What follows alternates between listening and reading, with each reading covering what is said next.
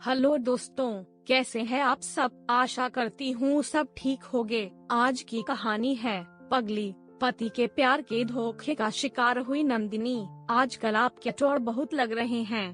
क्या बात है जनाब। नंदिनी संजय से चुहलबाजी कर रही थी।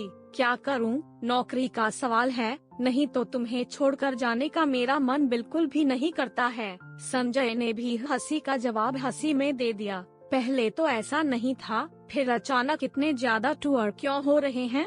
इस बार नंदिनी ने बड़ी संजीदगी से पूछा था। तो क्या घर बैठ जाऊं? संजय को गुस्सा आ गया। इसमें इतना गुस्सा होने की क्या बात है, मैं तो यूं ही पूछ रही थी। नंदिनी बोली, जैसा कंपनी कहेगी वही करना पड़ेगा। ठीक है, पर तुम मुझ पर शक कर रही हो। संजय ने कहा, जैसे मैं किसी और से मिलने जाता हूँ, है ना।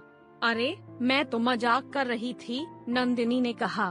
तुम्हारे मन में ऐसे ऐसे ख्याल आ जाते हैं जिनका कुछ भी मतलब नहीं होता है। अच्छा बाबा, माफ कर दो। मैं तो इसलिए कह रही थी कि गर्मी की छुट्टियों में हम सब बच्चों के साथ कहीं बाहर घूमने चलें। नंदिनी जैसे अपनी सफाई पेश कर रही थी। ठीक है, देखते हैं, संजय ने कहा। एक दिन घर के कामकाज निपटा कर नंदिनी छत पर चली गई थी। तभी दरवाजे की घंटी बजी। जब दरवाजा खोला तो सामने पड़ोसन रागिनी खड़ी थी। आओ रागिनी भाभी, चल। अचानक कैसे आना हुआ, नंदिनी ने पूछा। तुम्हें पता है नंदिनी कि आजकल कॉलोनी में क्या हो रहा है? ऐसा क्या हो रहा है जो मुझे नहीं पता? अरे पिछले कई दिनों से एक पगली इस कॉलोनी में आई हुई है और सब बच्चे उसे छेड़ते रहते हैं। हाँ, मैंने भी उसे देखा है, पर बच्चों को ऐसा नहीं करना चाहिए। अभी वे दोनों बातें कर ही रही थीं कि बाहर बहुत शोर सुनाई दिया। दोनों घर के बाहर आ गईं। नंदिनी ने देखा कि एक लड़की भाग रही थी और कुछ बच्चे उसके पीछे भाग रहे थे। नंदिनी ने उन बच्चों को डांट लगाई और उसे अपने साथ घर में ले आई। अंदर आते ही वह लड़की बेहोश हो गई। नंदिनी ने उसके चेहरे पर पानी के छिटे मारे। होश में आने पर वह नंदिनी से लिपट कर रोने लगी। नंदिनी ने लड़की से उसका नाम पूछा, लेकिन वह चुप रही। फिर वह जोर जोर से चिल्लाने लगी और नंदिनी से ऐसे लिपट गई जैसे वह उसे पहले से जानती हो। नंदिनी ने उसे आराम से बैठाया और उसे खाने को दिया तो वह फटाफट 5 to 6 रोटियां खा गई, जैसे बहुत दिनों से भूखी हो। कौन हो तुम? पड़ोसन रागिनी ने उस लड़की से पूछा तो वह चुप से रही। कई बार पूछने पर वह बोली, रेवा रेवा रेवा।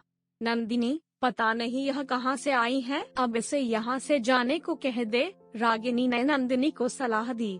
कैसी बातें कर रही हो भाभी, कुछ देर आराम कर ले, फिर जाने को कह दूंगी। नंदिनी बोली, देख, मैं कह रही हूँ कि ऐसे लोगों से दूर ही रहना चाहिए। रागिनी ने उसे फिर से समझाने की कोशिश की। भाभी, आपको पता है कि मैं एक एनजीओ के साथ काम कर रही हूँ, मैं उनसे बात करूँगी, आप परेशान न हो। नंदिनी बोली, ठीक है, जैसी तुम्हारी मर्जी, कहकर रागिनी चली गई। नंदिनी जब वापस आई तो देखा कि वह लड़की कमरे के कोने में दुबकी डरी सहमी बैठी थी। नंदिनी ने उसे आवाज लगाई, रेवा। वह कुछ नहीं बोली, बल्कि और सिमट कर बैठ गई। नंदिनी उसके पास गई और पूछा, रेवा नाम है न तुम्हारा?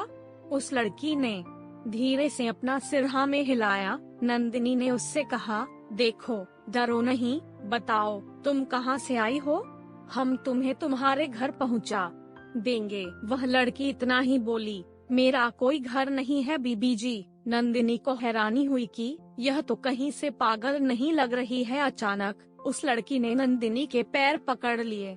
नंदिनी को उसका बदन गर्म लगा, ऐसा लगता था जैसे उसे बुखार हो। अच्छा ठीक है, आज की रात तुम यहीं रह जाओ, कल मैं तुम्हें अपनी संस्था में ले जाऊंगी। बीबी जी, आप मुझको अपने पास रख लो, मैं घर का सारा काम करूंगी, कहकर वह फिर से रोने लगी। अच्छा, आज तो तुम यहीं रहो, फिर कल देखेंगे। नंदिनी बोली, संजय रात को काफी देर से आया था, सो उसे उस लड़की के बारे में कुछ नहीं पता था। अगली सुबह नंदिनी ने संजय को उस लड़की के बारे में बताया। संजय ने साफ शब्दों में कह दिया, नंदिनी, इसको अभी घर से निकालो, पता नहीं कौन है। हाँ संजय, लेकिन अभी मैं इसे अपनी संस्था में ले जाती हूँ। मैं रात को घर आऊँ तो मुझे कोई बखेड़ा नहीं चाहिए, कहकर संजय चला गया। नंदिनी नीचे आई तो देखा कि उस लड़की को तेज बुखार था। रात को संजय ने नंदिनी से पूछा, क्या वह लड़की चली गई? नंदिनी ने कहा, हाँ। क्यों? संजय बोला, संजय, उसे बहुत तेज बुखार है और ऐसी हालत में वह लड़की कहाँ जाएगी? अगर वह मर गई तो? मुझे नहीं पता, कहते हुए संजय नीचे चला गया। वहाँ वह लड़की बेहोश पड़ी थी। पता नहीं क्यों संजय उसे देखकर हैरानी में पड़ गया। नंदिनी, शायद तुम ठीक कह रही हो। अगर यह यहाँ से गई और मर गई तो क्या होगा? फिर क्या करें? ऐसा करते हैं, जब तक यह ठीक नहीं हो जाती इसे अपने पास ही रख लेते हैं। ठीक है। आजकल करते करते कई दिन हो गए पर रेवा वहाँ से न जा सकी। वैसे नंदिनी अब तक सिर्फ इतना ही जान पाई कि वह एक पहाड़ी लड़की थी और किसी बाबूजी से मिलने आई थी। तुम्हें यहाँ कौन छोड़ गया है? नंदिनी ने पूछा। मेरे गांव में कई लोग यहाँ पर फेरी लगाने आते हैं, उन्हीं लोगों के साथ मैं भी आ गई। देखो, अगर तुम हमें अपने गांव का नाम पता बता दोगी तो हम तुम्हें वहाँ पहुँचा देंगे। नंदिनी ने कहा, मैं पहली बार अपने गांव से बाहर निकली हूँ और मुझे तो यह भी नहीं पता कि मेरे गांव का क्या नाम है। पता नहीं वह सच बोल रही थी या नहीं, पर नंदिनी को उसकी बातों पर कभी भरोसा हो जाता तो कभी नहीं। अभी रेवा को आए हुए कुछ समय ही बीता था कि नंदिनी को पता चला कि वह माँ बनने वाली है। नंदिनी हैरानी में पड़ गई कि अब वह क्या करे। उसने रेवा से पूछा कि यह सब क्या है, कौन है इस बच्चे का पिता?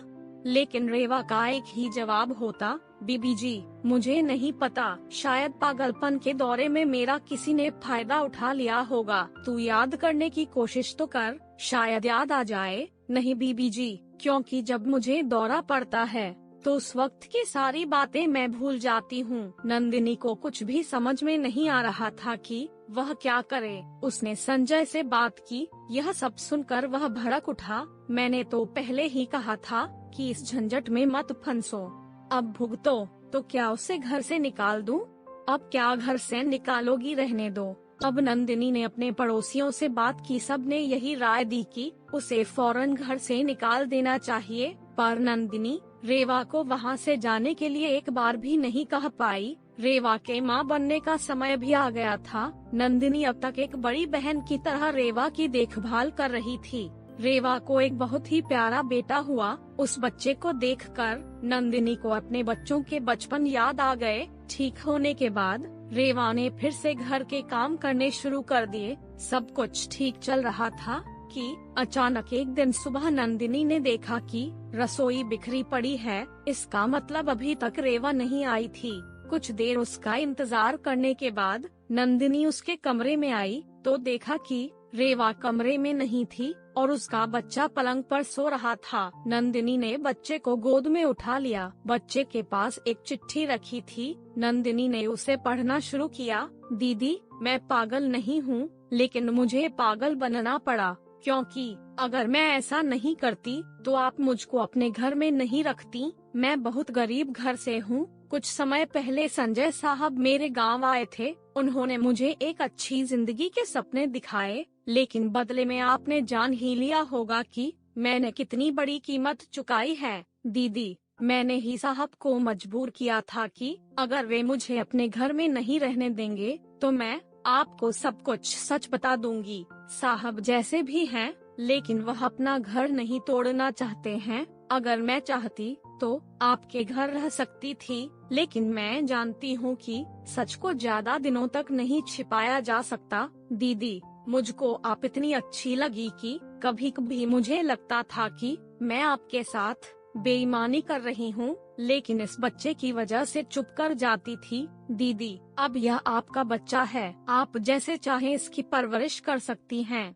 मैंने साहब को माफ कर दिया है, आप भी उनको माफ कर दो। नंदिनी को चिट्ठी पढ़कर लगा मानो आसमान नीचे गिर पड़ा हो। इतना बड़ा धोखा, इतना बड़ा गुनाह उसकी आंखों के सामने सब कुछ होता रहा और उसे पता भी नहीं चला। उसने कभी भी संजय और रेवा को एक साथ नहीं देखा था और न ही दोनों को कभी बातें करते सुना था, तो फिर कब? नंदिनी को लगा कि कमरे की दीवारें चीख चीख कर कह रही हैं, नंदिनी पगली वह नहीं तू थी जो अपने पति और एक अनजान लड़की पर भरोसा कर बैठी। पगली पगली पगली। तो दोस्तों, ये थी हमारी आज की कहानी। आपका क्या कहना है इस कहानी के बारे में? कमेंट करके हमें जरूर बताएं। वीडियो को लाइक कर दीजिए और इसी तरह की कहानियाँ लगातार देखने के लिए चैनल को सब्सक्राइब करके घंटी को दबाकर ऑल पर सेट कर लीजिए, ताकि आने वाली वीडियो का नोटिफिकेशन आपके पास तुरंत पहुँचे। मिलती है अगली वीडियो में। धन्यवाद।